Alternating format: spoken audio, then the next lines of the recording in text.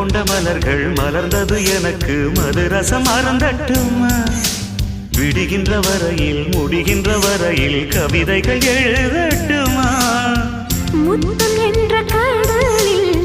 முத்து குளிப்போமா அழகு அழகு